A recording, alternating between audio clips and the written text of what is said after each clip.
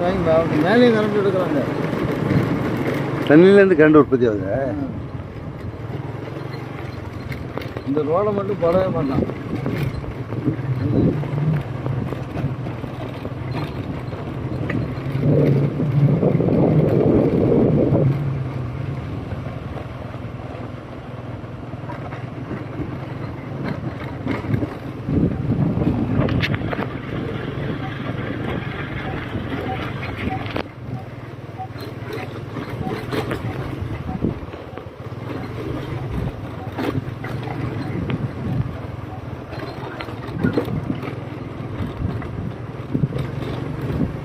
சாலை இதில் ஓட்டுறதுக்குன்னு தனி பயிற்சி எடுக்கணும் போல.